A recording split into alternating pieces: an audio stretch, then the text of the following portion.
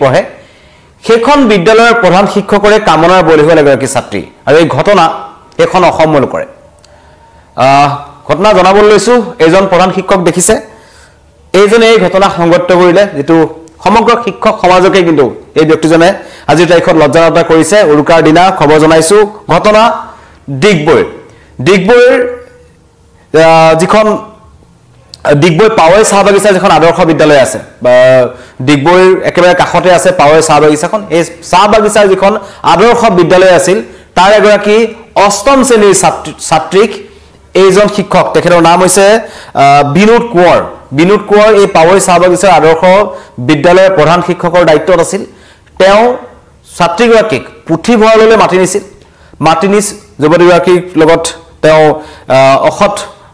যি তেওঁ কৰ্ম কৰিবলৈ লৈছিল অপকৰ্ম কৰাৰ চেষ্টা চলাইছিল আৰু সৌভাগ্যক্ৰমে এই ছাত্ৰীগৰাকী ৰক্ষা পৰে আৰু ছাত্ৰীগৰাকী আহি যেতিয়া ঘৰ সমগ্ৰ ঘটনা কয় উত্তপ্ত হৈ পৰে পৰিস্থিতি তাৰ পিছতেই ছাত্ৰীগৰাকীৰ পৰিয়ালে যি ডিগবৈ থানা আছে ডিগবৈ থানাত এজাহাৰ দাখিল কৰাৰ পিছত যেটো ভাৰতীয় ন্যায় সংহিতাৰ RW10 পোস্কৰ অধীনত 8/25 নম্বৰত এজন বিনোদ কোঁৱৰৰ বিৰুদ্ধে গোচৰ ৰুজু হয় ডিগবৈ থানাত আৰু সেই গোচৰৰ ভিত্তিত এজনক গ্ৰেপ্তাৰ কৰা হৈছে জেললৈ প্ৰেৰণ কৰা হৈছে আৰু এই ঘটনাক লৈ নিখা ডিগবৈত এক উত্তপ্ত পৰিস্থিতিৰ সৃষ্টি হয় আৰু স্থানীয় ৰাইজ ওলাই আহিছিল গুৰখা ছাত্ৰ সন্থা ওলাই আহি পেলাই তেওঁলোকৰ মাজত তেওঁলোকে এই যিজন বিনোদ কোঁৱৰ আছে যিজনৰ ঘৰ মাকুমত বুলি জানিব পৰা গৈছে মাৰ্গেটাৰ তেখেত তাত চাকৰি কৰিছিল আৰু তেওঁ প্ৰকৃত ঘৰ হৈছে মাকুমৰ এই বিনোদ কোঁৱৰে ছাত্ৰীগৰাকীক যি অপকৰ্ম কৰাৰ চেষ্টা কৰিছিল আৰু অষ্টম শ্ৰেণীৰ ছাত্ৰী তেখেতক ভয় ভাবুকি প্ৰদান কৰিছিল যাতে কাকো এই ঘটনা ক'ব নালাগে ঘৰত গতিকে এনেকুৱা এজন প্ৰধান শিক্ষক তাত আছিল আৰু যাক লৈ কিন্তু গুৰখা ছাত্ৰ সন্থাই সমগ্ৰ ঘটনাক লৈ পেলাই তেখেতলোকে তৎপৰতা দেখুৱাই আৰু তেওঁলোকে কৈছে যে এনেকুৱা এজন প্ৰধান শিক্ষক এখন বিদ্যালয়ত থাকিলে বাকি ছাত্ৰীসকল কেনেকৈ বা তেওঁলোক কিমান সুৰক্ষিত সেইটো ডাঙৰ কথা অন্য ছাত্ৰীৰ লগত তেওঁ কৰিব পাৰে এনেকুৱা ধৰণৰ ঘটনা গতিকে তেওঁ কঠোৰ শাস্তি দাবী কৰিছিল কিন্তু তাত এটা উলুটা ছবি দেখা গ'ল যেতিয়া এখেতক গ্ৰেপ্তাৰ কৰা হ'ল তাত কিন্তু একাংশ সেই বিদ্যালয়খনৰ অন্য একাংশ শিক্ষকে আহি এইজন শিক্ষকৰ সপক্ষে মত প্ৰকাশ কৰিছে তেওঁলোকে আৰু তাক লৈ কিন্তু গুৰখা ছাত্ৰ সন্থা স্থানীয় ৰাইজ আৰু সেই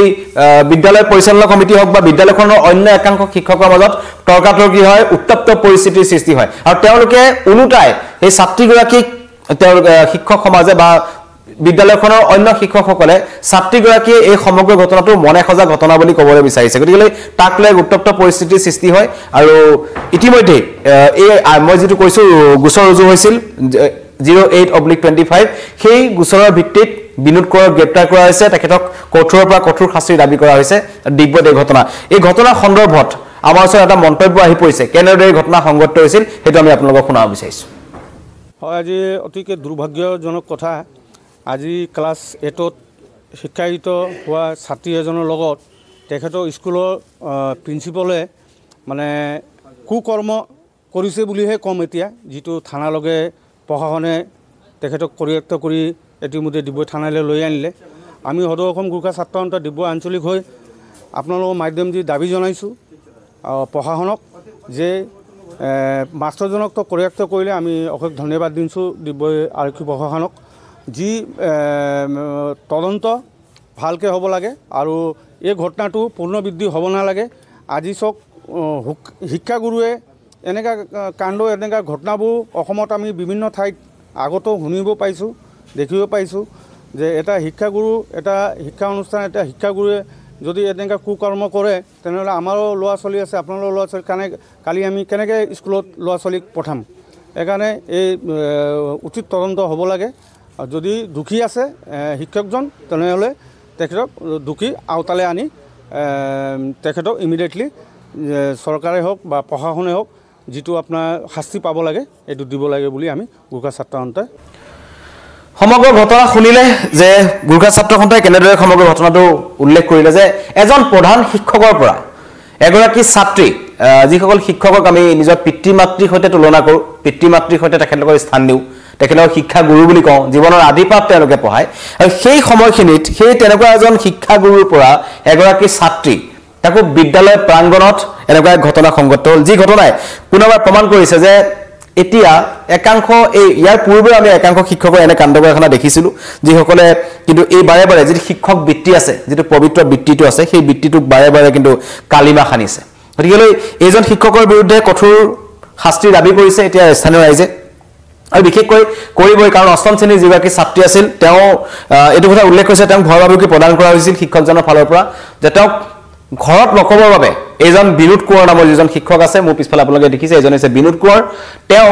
বাৰম্বাৰ ভাবুকি প্ৰদান কৰিছিল ভাবুকি প্ৰদান কৰাৰ পিছতেই কিন্তু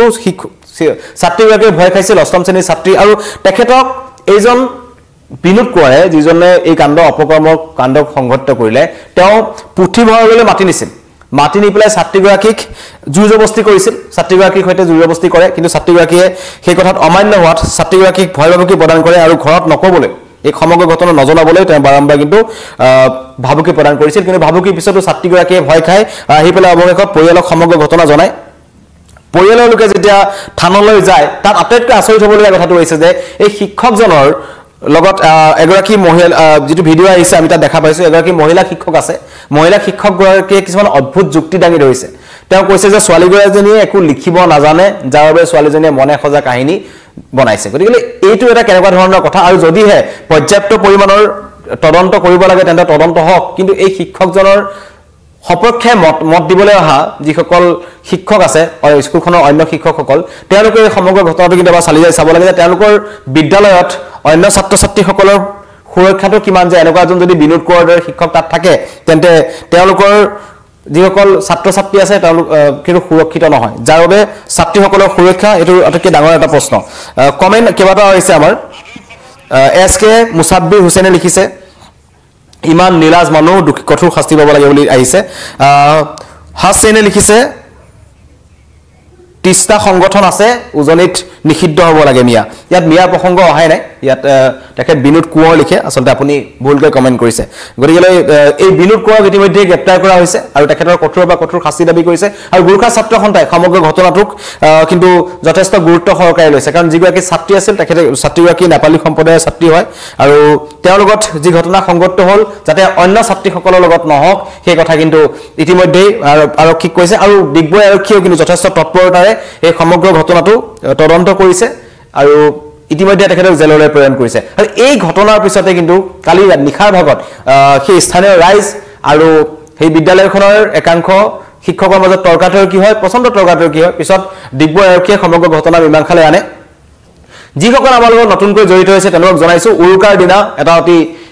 জঘন্য ঘটনা জনাইছো শিক্ষক এজনে এনেকুৱা কাণ্ড সংঘটিত কৰিলে ঘটনাৰ স্থান হৈছে ডিগবৈ পাবৈ চাহ বাগিচাৰ যিখন আদৰ্শ বিদ্যালয় আছে সেই আদৰ্শ বিদ্যালয়ৰ প্ৰধান শিক্ষক এজন বিনোদ